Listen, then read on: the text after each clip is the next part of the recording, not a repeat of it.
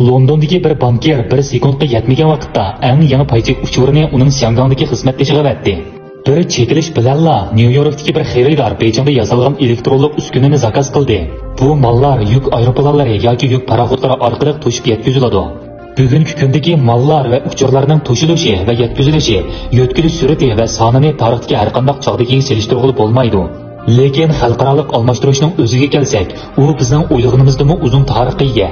2000 yil burun 8000 kilometrga so'zilgan yo'l Ipak yo'li deb ataladi. Ipak yo'li o'tmishda amaliyotda birla tog' yo'l emas edi, balki bir nurg'un tarmoq yo'llardan tarkib topgan, asrlar jarayonida bora-bora shakllangan, odamlar to'plashgan joylarni o'zaro zich tutashtiradigan yo'l to'ri edi. Tunji dehqonchilik madaniyatlari bo'lsa dunyodan ayirib etilgan, tuproqqa munbat bo'lgan daryo jilg'ilariga joylashgan. Ularning sabri atrofidagi yer shaklining ta'siriga uchragan hamda ular o'ziga bilinmagan narsalardan qo'rqinish his qilgan. Lekin taraqqiyotga erishib, ular o'z territoriyasining sirtidagi qaqas qumliqlarni bayqagan hamda qumliqning yiroq chegaralariga yetib borgan. Ular bu yerda makonlashganlarning jin alvoslar emas, balki ot minib yuradigan chorvachi qabilalar ekanligini bayqagan. Chorvachi qabilalar, ya'ni skiflarning territoriyasi Vengriyadan Mongoliyaga kengaydi. Ilgari ular Rossiya, Misr, Hindiston, Jungo qatorliq madaniyatlar bilan uchrashgan edi. Bu xildagi uchrashishlar o'tmishda asosan tinch uchrashish emas edi. Lekin hatto tuyuqsiz hujum, hatto urushlar hamda savdo va savdo karvonlarini qo'g'dash, bajarish orqali chorvachi millatlar bevosita aloqasi bo'lmagan millatlar orasida mol, ideya va texnik taratgan. Bu to'xtamay kengayayotgan yo'l to'ri ichidagi eng muhim bir tarmoq yo'l bo'lsa, Rossiya xalq yo'li edi. Bu yo'l Darius I-ning davrida, ya'ni milodiydan burungi 5-asrda tamomlangan. Uning uzunligi 3000 kilometrdan oshadigan bo'lib, Tigris daryosidan Egey dengizigacha so'ziladi. Uningdagi muqim o'tanglar, mollar va xatchaklarni yakka odam butun musofani menib tamomlagandagi vaqtdan faqat 1/1 vaqtda yetkazib bo'ladi. Aleksandr Rossiyani egillagandan keyin, ya'ni Samarqanddagi muhim shaharlarni egillash orqali O'rta Osiyoga singib kirgan hamda Aleksandriya Ashotga o'xshagan yangi shaharlarni barpo qilgan. Rossiya, Hindistonning madaniyati va savdo yo'llari mislsiz darajada teg'imi yiroq sharq rayonlariga kengaygan. Hamda bu Jungo bilan G'arb o'rtasidagi ko'rikka asos solgan. Bular milodiydan burungi 2-asrda amalga oshgan edi. Bu vaqtda bir nafar Jongjian ismli elchi Xanvudi tarafidan g'arbiy yurtdagi ko'chman chorvachi millatlar bilan suhbatlashishga va'tilgan. Xan sulolasiga qaytgan vaqtda u yuqori darajadagi taraqqiy qilgan madaniyatlarga munosabatli hikoyalarni, gullangan suvdini va g'arbiy yurtdagi chegara sirtidan kirgan isil mollarni elib qaytgan. Keyin yana elchi va savdo o'maklari ipak va qo'shtishi qatorliqlarni ot va paxtaga almashtirish uchun harbiy lashkarlarning homiyligida Rossiya va Hindistonga va'tilgan.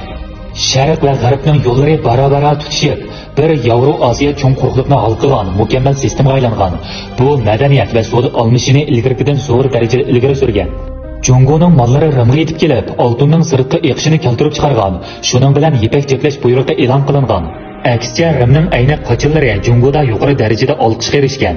Harbiy ekspeditsiyachilar O'rta Osiyodagi faoliyatlaridami Rim va Jungo askarlarining orasidagi uchrashishga munosabatli isbotlarni topgan. Balkim kirish shakllik o'qiya texnikasi hatto mushu vaqtdan boshlab g'arb dunyosiga kengaygan bo'lishi mumkin. Chet el mollari va nafis mollariga bo'lgan ehtiyoj hamda ular elib kelgan g'oyat zo'r foyda sababli hatto Rim imperiyasi parchalangan va Jungo xonliqlari bosh ko'tarib savol topgan vaqtlardami Ipak yo'li davomli mavjud bo'lib tura olgan. Hatto Mongol oltin o'rda xonligi bo'lang-talang o'ltirish bilan mashhur bo'lsa-mu, lekin yanala aktivlik bilan savdo yo'lini qo'ygan, aksicha uni buzg'unchilikka uchratmagan. Tovarlarning almashiga ergishib, bu yo'llar yana an'ana, yangilik, informatsiyasi va tillarning tarqalishiga turtki bo'lgan.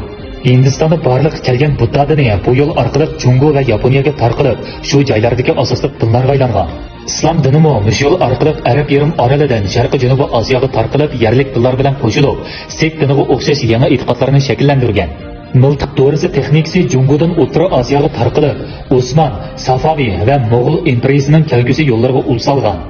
Ma'lum ma'noda aytganda, Ipak yo'lining muvaffaqiyat qozonishi uning zavol tepishini ilgari surgan. Kompasga o'xshagan dengiz qatnash texnikalari Yevropaga tarqalgandan keyin ilgarigi quruqlik yo'llarining tashlab etilishiga sabab bo'lgan. Shuningga ergishib Mongol hukmronlari halok bo'lgan. Ondan Jungo xalqaro savdodan chekinib chiqqan. Gerçi bu qadimiy yo'llar va yo'l to'rlari davomli mavjud bo'lishga amalsiz bo'lsa-mu, lekin ular bu dunyoni mangulik o'zgartdi. Lekin tarixni orqaga yondirg'ili bo'lmaydi. Yevropaliklar ilgari bilgan sharqdagi boy joylarga tutishilgan yangi dengiz yo'llarini izlashga boshlab, jo'grafiyalik cho'ng bayqash davrining yetib kelishiga asos soldi. Hamda oxirida Amerika qit'alariga yetib bordi. Bugun yer shari xarakterlik aloqa bizning turmushimizda mislsiz o'zgarish hosil qildi. Kanadalik setib oluvchilar Bengalda ishlab chiqarilgan maykalarni setib olaydi. Yaponiyalik ko'ruvchilar Angliya televiziya programmalarini ko'ra oladi. Tunisliklar Amerikaning yumshoq detallarini ishilta oladi. Yer sharilishning madaniyat va iqtisodga bo'lgan ta'siri haqiqatan nihoyat cho'ng. U foydasi va ziyni bo'lgan qo'shbisliq shamshar bo'lsa-mu, lekin u bir yangi hodisa emas. Gerçi egizda, qumluq va dengiz okeanlar ilgari bizni ayirib turgan bo'lsa-mu, lekin bugun ovozdan halqagan ushbu asboblar ulardan aylanib o'tib ketalaydi.